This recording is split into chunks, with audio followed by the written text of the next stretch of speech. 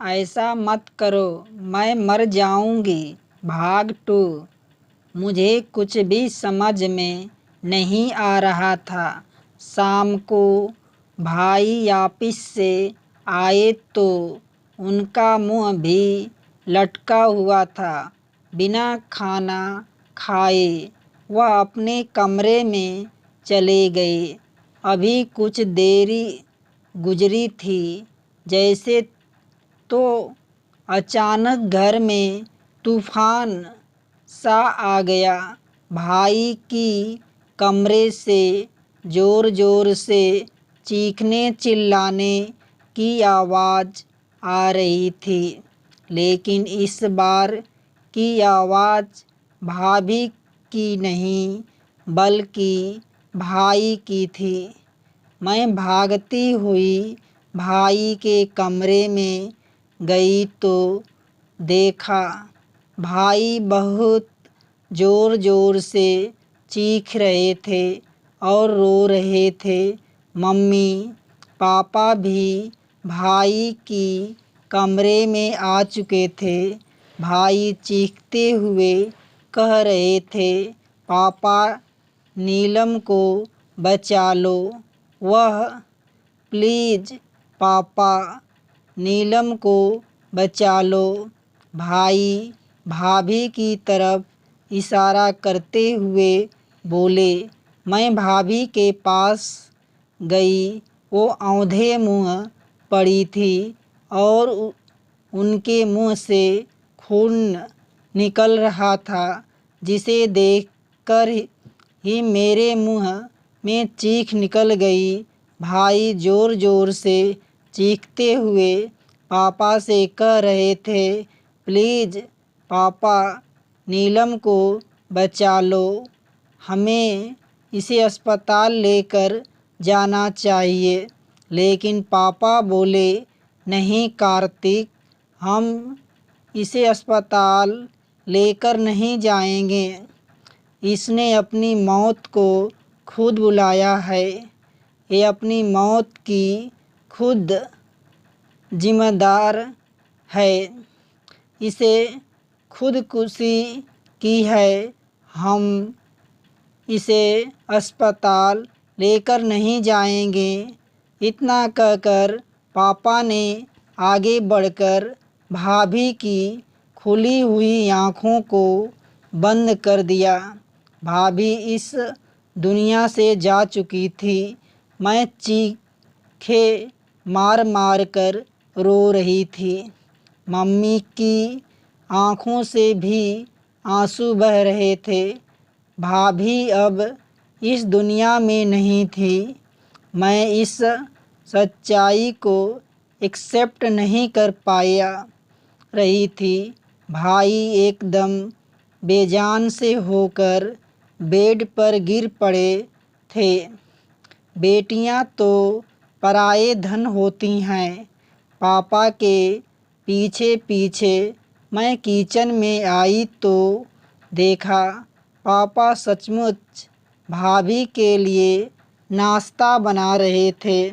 मुझे देखकर हैरत हुई और पापा को भाभी इतनी फिक्र क्यों है। मैं पापा से बोली, पापा आप भाभी के लिए नाश्ता क्यों बना रहे हैं और आपको भाभी की इतनी फिक्र क्यों है। मेरी बात सुनकर पापा बोले, वह मेरे बेटे की बीवी है। अगर मुझे उसकी फिक्र नहीं होगी तो किसी की होगी। तुम्हारी माँ तो वैसे जहर उगलती रहती है। क्या भरोसा नई बहू को नाश्ता बनाकर दें या न दें। इतने में मम्मी भी आ गई। वह कुछ बूझी बूझी सी लग रही थी। मुझे हैरान परेशान खड़ा देखकर और पापा को नाश्ता बनाता देखकर मुझे समझते हुए और टालते हुए बोली, ऐसा करो नीलम बेटा, तुम बाहर जाकर इंतज़ार करो, मैं तुम्हारे लिए नाश्ता बनाकर लेकर आता हूँ। घर में सब कुछ बहुत है। यह अजीब हो रहा था, मुझे कोई कुछ नहीं बता रहा था। मेरे सर में हल्का हल्का दर्द भी होने लगा था। मैं अपनी दिमाग से सारी बातें को निकालते हुए अपने सर को झटका और अपने रूम की तरफ बढ़ने लगी कि तभी अपने कमरे में भाई और भाभी निकलते हुए दिखाई दिए। भाभी ने सफ़ेद रंग के कपड़े पहन रखे थी, कोई श्रृंगार नहीं किया था। भाई का चेहरा भी लटका हुआ था। भाई को देखकर मुझे धक्का लगा। नई नवेली दुल्हन की तो कोई बात ही नहीं थी। भाई और भाभी आकर नाश्ते के टेबल पर बैठ गए। मैं कमरे में जाने की वजह नाश्ते की टेबल पर आकर भाभी के बराबर में बैठ गई। अभी मैं पूरी तरह बैठी भी नहीं पाई थी कि तभी पापा गुस्से से बोले, नीलम, मैं रात तुम्हें क्या समझाया था कि तुम इस मामले से दूर रहना। तुमसे मैंने कहा था न कि अपने भाभी से दूर रहना। उनके पास भटकने की कोई ज़रूरत नहीं। तुम्हें मेरी बात का असर नहीं होता।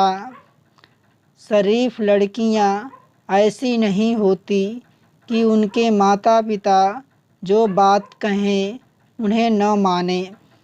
अपने पापा की बात मानना तुम्हारा फ़र्ज है।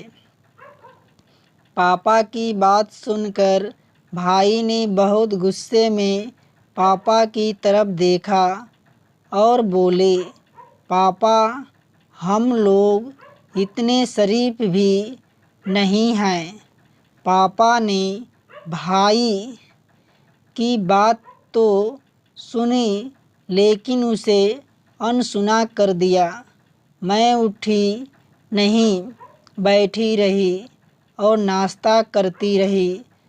अभी नाश्ता करते हुए 5 मिनट ही हुए होंगे कि तभी बाहर दरवाजे पर किसी ने दस्तक दी।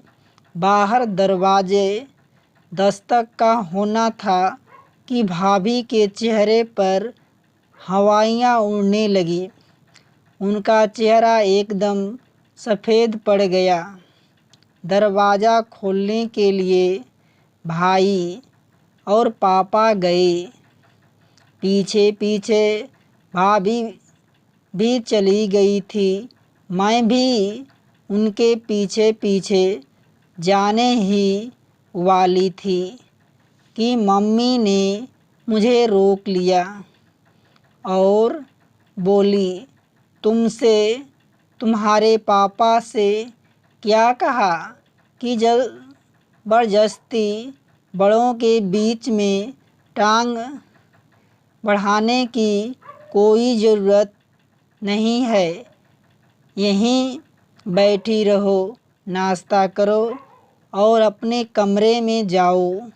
पापा, भैया और भाभी को बाहर गए 10 मिनट हो चुके थे, लेकिन वह अभी तक अंदर नहीं आए थे।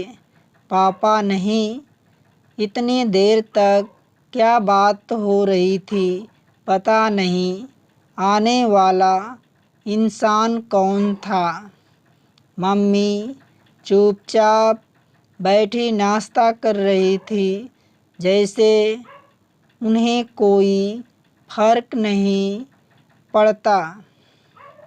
अभी थोड़ी देर और गुजर जा रही थी कि तभी मुझे भाभी की जोरदार चीख सुनाई दी।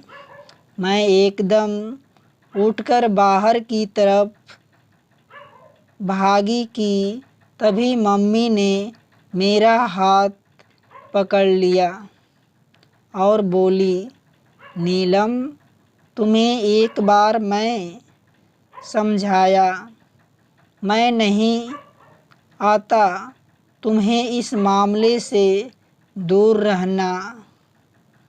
मैं परेशान हो गई, बोली, मम्मी, पता नहीं भाभी को क्या हो गया, वो क्यों चीख रही हैं, हमें बाहर चलकर देखना चाहिए। भाभी मेरी बातों का कोई जवाब नहीं दे रही थी, बस चुपचाप आंसू बहा रही थी।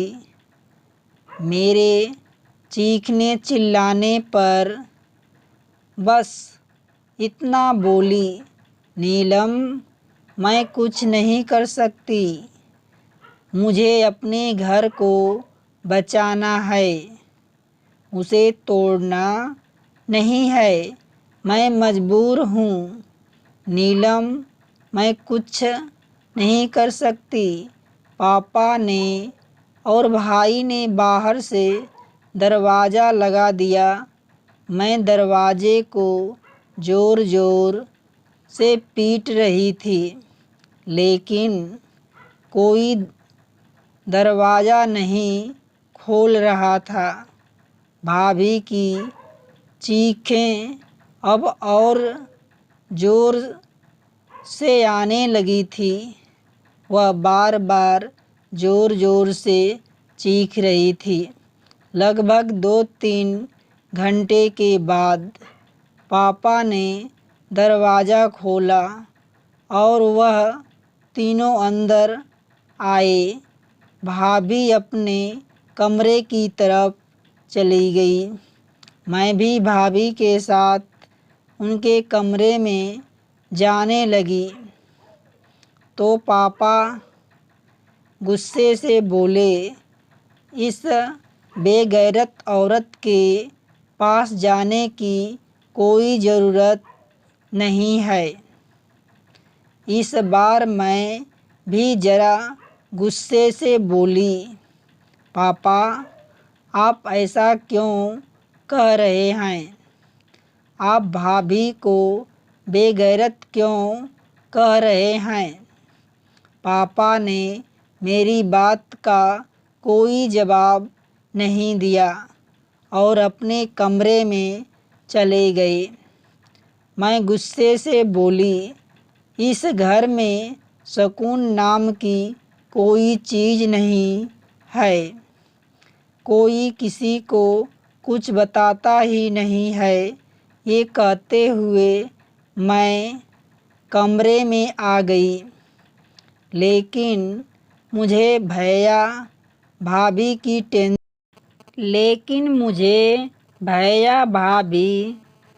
टेंशन हो रही थी और सबसे ज़्यादा भाभी की टेंशन हो रही थी जब घर के सब लोग इधर उधर हो गए तो मैं चुपके से दबे पांव भाभी के कमरे की तरफ आई। मैं भाभी से मिलकर पूछना चाहती थी कि आखिर भाभी इतना चीख क्यों रही थी। सुबह हमारे घर पर कौन आया था, लेकिन जब मैं भाभी के दरवाजे को धक्का दिया तो अंदर बंद था। मैंने कई बार चुपके चुपके भाभी की आवाज़ लगाई, लेकिन भाभी ने दरवाज़ा नहीं खोला। मैंने कान लगाकर सुनने की कोशिश की तो अंदर से भाभी के रोने की आवाज़ आ रही थी। मैं भाभी को दोबारा आवाज़ लगाते ही वाली थी कि हमारे बाहर के दरवाजे पर किसी ने दस्तक दे दी। मैंने बाहर का दरवाज़ा खोलना गई तो देखे हमें मोहल्ले की एक औरत खड़ी थी। उसके चेहरे पर बहुत ही शालीनता मुस्कुराहट थी। मुझे देखकर बोली, नीलम बेटा, तुम्हारी मम्मी कहाँ है? मैं उसे औरत को अंदर ले आई और उसे सोफे पर बैठाया और मम्मी को आवाज़ लगाई। मम्मी भी अपने पास आकर बैठ गई। इधर उधर की बातें करने के बाद वो औरत बोली, सुबह तुम्हारे घर में क्या बात थी? तुम्हारे बहू की चीखने की बहुत आवाज़ आ रही थी। भला यह कोई बात हुई? शादी के 2 दिन भी नहीं हुए और तुमने यह तमाशा शुरू कर दिया। उस औरत की बात सुनकर मम्मी बोली कि मैं इस मामले में कुछ नहीं कर सकती। यह मेरे पति का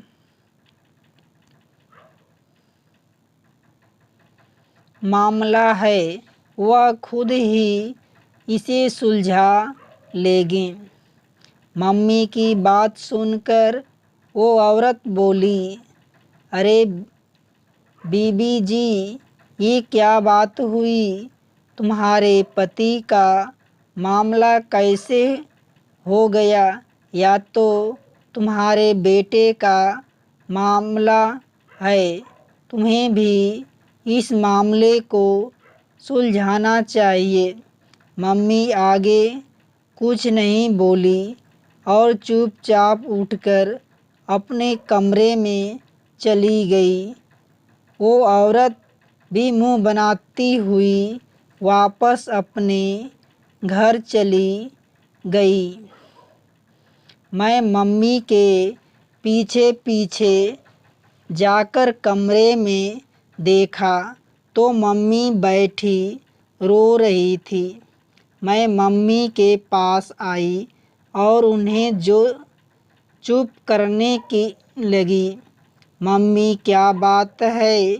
आखिर इस घर में चल क्या रहा है? कोई मुझे कुछ बताता क्यों नहीं? मेरा बात सुनकर मम्मी बोली, नीलम, तुम अभी छोटी हो, इस मामले में मत पड़ो। तुम्हारे पापा सब कुछ संभाल लेंगे। इतना कहकर मम्मी चादर ओढ़कर लेट गई। कुछ देर तक मम्मी के पास बैठी रही, फिर बाहर आ गई और बाहर सोफे पर आकर बैठ गई। मुझे 5 मिनट ही हुए थे कि भाभी अपने कमरे से बाहर आई और फिर मुझसे बोली, नीलम, मुझे एक पेपर और पेन दे दो।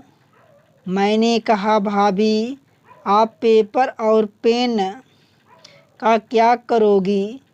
मेरे पूछने पर वह भाभी मुझे गुस्से से घूरने लगी। मैं चुपचाप पेन और पेपर लाकर भाभी को दे दिया। कागज़ और पेन लेकर भाभी कमरे में चली गई और दरवाज़ा अंदर से बंद कर लिया। मैं भी अपने कमरे में आराम करने के इरादे से आकर लेट गई। घर में क्या चल रहा था। मुझे कुछ भी समझ में नहीं आ रहा था। मुझे कुछ भी समझ में नहीं आ रहा था। शाम को भाई ऑफिस से आए तो उनका मुंह भी लटका हुआ था। बिना खाना खाए वह अपने कमरे में चले गए। अभी कुछ देर हुई थी जैसे तो अचानक घर में तूफान सा आ गया। भाई की कमरे से ज़ोर ज़ोर से चीखने चिल्लाने की आवाज़ आ रही थी, लेकिन इस बार की आवाज़ भाभी की नहीं बल्कि भाई की थी। मैंने भागते हुई भाई के कमरे में गई तो देखा भाई बहुत ज़ोर ज़ोर से चीख रहे थे और रो रहे थे। मम्मी पापा भी भाई के कमरे में आ चुके थे। भाई चीखते हुए कह रहे थे, पापा नीलम को बचा लो प्लीज़, पापा नीलम को बचा लो।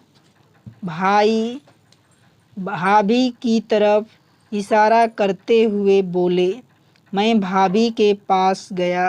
वो औंधे मुँह पड़ी थी और उनके मुंह से खून निकल रहा था, जिसे देखकर ही मेरे मुंह से चीख निकल गई। भाई ज़ोर ज़ोर से चीखते हुए पापा से कह रहे थे, प्लीज़ पापा नीलम को बचा लो, हमें इसे अस्पताल ले जाना चाहिए। लेकिन पापा बोले, नहीं कार्तिक, हम इसे अस्पताल लेकर नहीं जाएंगे। इसने अपनी मौत खुद बुलाया है। ये अपनी मौत की खुद जिम्मेदार, इसने खुदकुशी की है। हम इसे अस्पताल लेकर नहीं जाएंगे। इतना कहकर पापा ने आगे बढ़कर भाभी की खुली हुई आँख को बंद कर दिया। भाभी इस दुनिया से जा चुकी थी। मैं चीखें मार मार कर रो रही थी। मम्मी की आँखों से भी आंसू बह रहे थे। भाभी अब इस दुनिया में नहीं थी। मैं इस सच्चाई को एक्सेप्ट नहीं कर पाया रही थी। भाई एकदम बेजान होकर बेड पर गिर पड़े थे। मैं भाभी को देखकर जोरों कतार रो रही थी। भाभी का वो मासूम डरा हुआ चेहरा बार बार मेरे चेहरे के सामने आ रहा था। भाभी कैसे मुझे रो रही थी, कह रही थी, प्लीज़ मेरे पास से मत जाओ, मैं मर जाऊंगी। और आज सचमुच भाभी मर गई थी। सब परेशान खड़े थे। पापा के चेहरे पर गहरी खामोशी थी। तभी उन्होंने भाई से कहा, कार्तिक, नीलम के घर वालों को फ़ोन कर दो कि इसे आकर ले जाएं। भाई ने नीलम के घर वालों को फ़ोन किया। भाभी के घर वाले भी चले आए, गुस्से से चीखते चिल्लाते और भाई पर इल्ज़ाम लगाने वालों कि हमारी बेटी को तुमने मारा है। हम तुमको उसके कातिल कहा। हमारी इतनी सुंदर बहन, और कहाँ तुम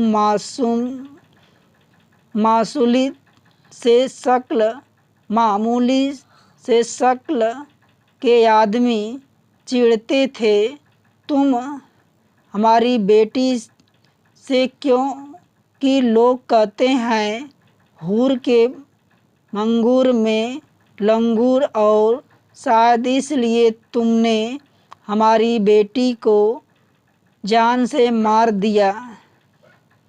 जब आपको रखना नहीं रख सकते तो उसे शादी क्यों की थी? हम अपनी बेटी को पोस्टमार्टम कराएंगे, प्लीज़ रिपोर्ट करेंगे, पुलिस रिपोर्ट करेंगे। फिर तुम्हारी बेटी के कातिल हो।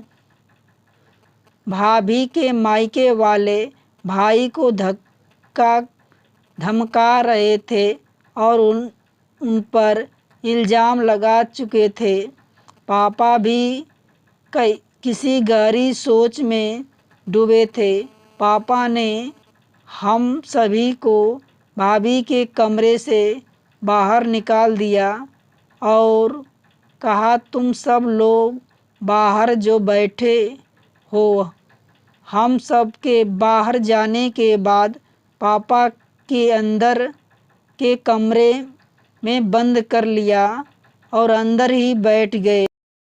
ये बात मेरी समझ से बाहर थी कि बंद कमरे के अंदर पापा क्या कर रहे थे।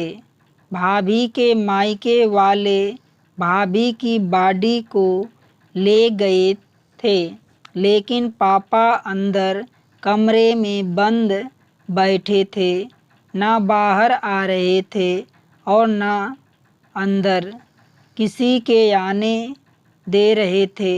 कुछ देर में हमारे घर पुलिस आ गई और भाई को ले गई।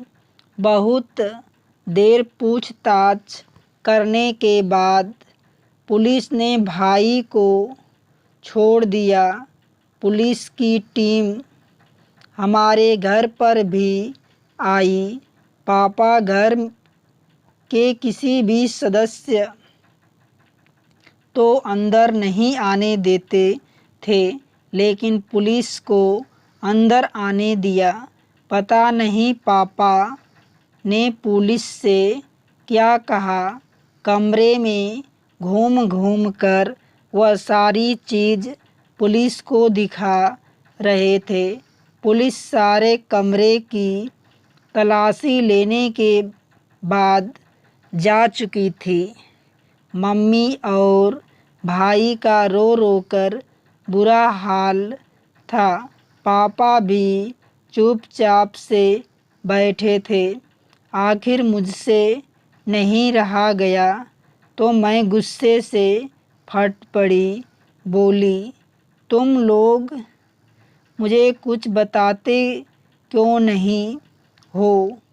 घर में क्या चल रहा है मुझे कुछ भी नहीं मालूम। अब मैं इतनी सी बच्ची नहीं थी कि घर के मामलों में दखल ना दूं। मेरी भी शादी की उम्र है, मुझे भी हक है इस घर में क्या हो रहा है सब कुछ जानने, और आप लोग हैं कि मुझे बताना ही नहीं चाहते। पापा कुछ देर तक मेरी तरफ देखते रहे, फिर हाथ पकड़कर कमरे से अपने पास बैठाकर बोले, नीलम, मैं तुम्हें सब कुछ बताया हूँ। तुम जानती हो कि मोहल्ले में कैसी कैसी बातें हो रही हैं। तुम्हारी भाभी किसी के घर की इज्जत थी, लेकिन नीलम इस दुनिया से जा चुकी है। लोग उसके बारे में तरह तरह की बात बना रहे हैं, लेकिन हमें उसका भरोसा रखना होगा। यह कहते कहते पापा ने एक खत मेरे तरफ बढ़ा दिया। खत हाथ में लेते ही मैं फौरन पहचान गई, ये वही कागज़ था जो कल रात मैंने भाभी को दिया था। मैं कांपते हाथों से वह खत लिया और उसे पढ़ने लगी। उस खत को पढ़ते पढ़ते मेरे पैरों के नीचे से ज़मीन निकली जा रही थी। उस खत को पढ़ना मेरे लिए बहुत ज़्यादा मुश्किल हो रहा था। भाभी की सच्चाई जानकर हैरत से मेरी आंखें फटी की फटी रह गई। खत पढ़ने के बाद मुझे समझ में आया कि भाभी उस दिन मुझे अपने साथ रोकने के लिए क्यों कह रही थी। वह क्यों कह रही थी कि मैं बदनाम हो जाऊंगी, मैं मर जाऊंगी, मुझे बदनामी से बचा लो, मुझे मरने से बचा लो। और आज भाभी सचमुच मर गई थी। मैंने वह खत पापा के हाथ में पकड़ा दिया और कांपते हुए लहजे में बोली, पापा, लेकिन उस इंसान का नाम तो आपको बताया है नहीं, जो इस सब के पीछे जिम्मेदार है। पापा बहुत ही उदासी से बोले, नीलम, तो क्या तुम भी अपने भाई की तरह मुझे ही कसूरवार समझ रही हो। मैं बोली, नहीं पापा, मैं आप कसूरवार नहीं ठहरा रही। आप तो कोई गलती कर ही नहीं सकते। मुझे अपने पापा का पूरा भरोसा है, लेकिन कोई तो था जो इस सब का कारण बना। पापा के चेहरे पर एक उदासी आ गई। आप उदास से बोली, हाँ बेटा, जो भी समय जिम्मेदार था उसे पुलिस खुद ही पकड़ लेगी। यह हमारा काम नहीं है। हम शरीफ लोग हैं। हम सब से बातें कर रहे थे। किसी की तभी भाभी आई, भैया आया और अचानक से पापा के पैरों पर बैठ गया और रोते हुए बोले, पापा, मुझे माफ़ कर दो। मैं आप पर शक किया। मुझे नहीं पता था कि नीलम ऐसी औरत है। जब उसने पर इल्ज़ाम लगाया तो मुझे उसकी बातों पर विश्वास हो गया। नीलम ने रोते हुए मुझे बताया कि तुम्हारा पापा मुझे डांटते थे, धमकाते थे और मेरे साथ नाजायज़ संबंध बनाना चाहते हैं। नीलम ने मुझे अपने करीब नहीं आने दिया था और ना ही मुझे पति का दर्जा दिया। उसने मुझे कहा था कि अगर तुम मेरे करीब आए, मुझे रिश्ता बनाए कोशिश की तो तुम्हारे पापा मुझे मार डालेंगे और मेरे घर वालों को भी मार डालेंगे। उन्होंने मुझे धमकी दी है कि मेरे बेटे से दूर रहना।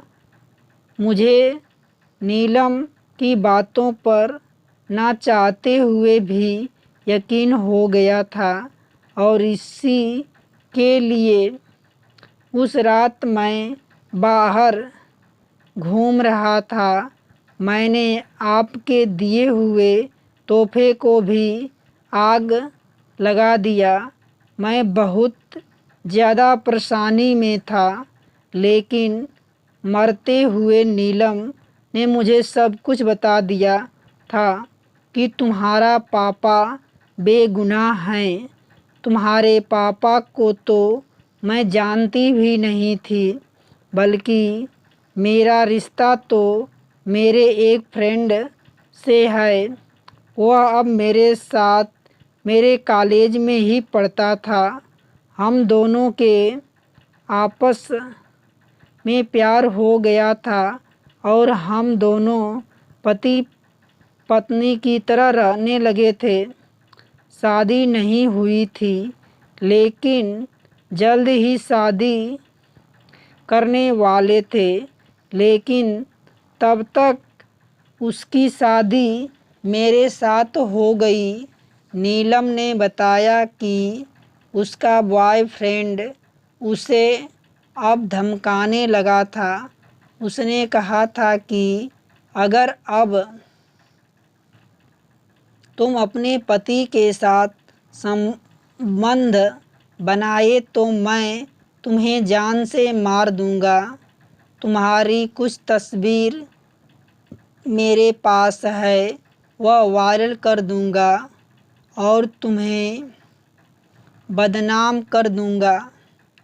लेकिन उस दिन जब नीलम का बॉयफ्रेंड दरवाजे पर वह तस्वीर फेंक कर चला गया तो मुझे विश्वास हो गया कि नीलम झूठ बोल रही है।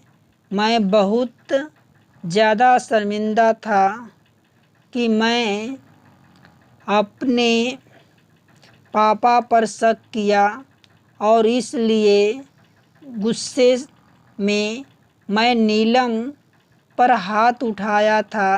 पापा आपने बहुत अच्छा किया जो पुलिस को सब कुछ सच सच बता दिया और नीलम का लिखा हुआ वह खत भी पुलिस को दिखा दिया। अब तक की तो कोई गुंजाइश ही नहीं थी कि नीलम ने सुसाइड किया है, और नीलम की सुसाइड की वजह उसका बॉयफ्रेंड है। नहीं तो वह औरत तो जाते जाते भी हमें बदनाम कर जाती। मैं हैरत से भाई की तरफ देख रही थी तो यह अचानक मैंने पापा से पूछा, लेकिन पापा उस दिन आपने मुझे भाभी के कमरे से निकालकर खुद भाभी के कमरे में आप क्यों चले गए? पापा बोले कि मैं उस दिन नीलम को किसी से फ़ोन पर बात करते सुना था कि उसकी सारी तस्वीर वापस कर दो। वह अपनी ज़िंदगी की नई शुरुआत करना चाहती है।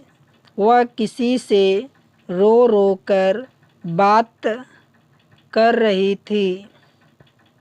मैंने तुम्हें कमरे से बात करते हुए सुना था कि उसकी तस्वीर उसे वापस कर दो।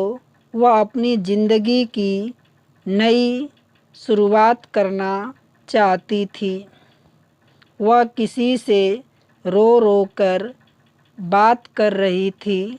मैंने तुम्हें कमरे से इसलिए निकाला था ताकि तुम इस मामले से दूर रहो। मैं खुद ही नीलम से बात करके मामले की तहकीकात तक पहुंचना चाहता था। मैंने नीलम से प्यार से पूछा कि कोशिश की, लेकिन मुझे कुछ नहीं बताया। उल्टा मुझे पर गुस्सा करने लगी कि आप कुछ शर्म नहीं आती नई नवेली बहू के कमरे में इस तरह आते हुए। मैंने उसे बहुत समझाने की कोशिश की।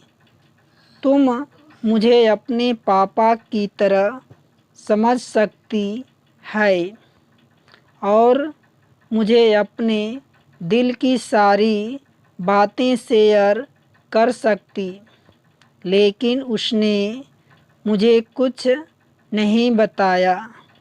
मैं नीलम को भरोसा दिलाना चाहता था, इसलिए मैं नीलम को खुश करने की कोशिश कर रहा था। सुबह उठकर मैंने उसके लिए नाश्ता बनाया ताकि नीलम को मुझ पर भरोसा हो जाए कि मैं उसे अपनी बेटी से भी ज़्यादा चाहता हूँ। भाई के हाथ जोड़कर पापा से एक बार फिर माफ़ी मांगी। बोले, पापा मुझे माफ़ कर दो, लेकिन जो हुआ अच्छा ही हुआ। नीलम हमारे जीवन में एक बुरे सपने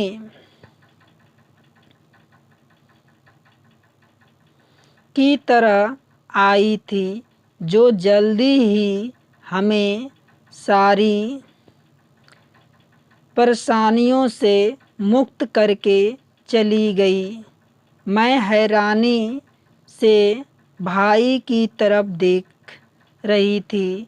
भाई के चेहरे पर कोई मलाल नहीं था, न ही कोई दुख, न ही कोई पछतावा। सच कहते हैं, जो औरत अपने पति से वफा न करे, उस औरत की मर्द कभी इज्जत नहीं करता, फिर चाहे वह कितनी ही बड़े बाप की बेटी क्यों न हो। दोस्तों, कहानी अच्छी लगे तो लाइक शेयर सब्सक्राइब अवश्य करना।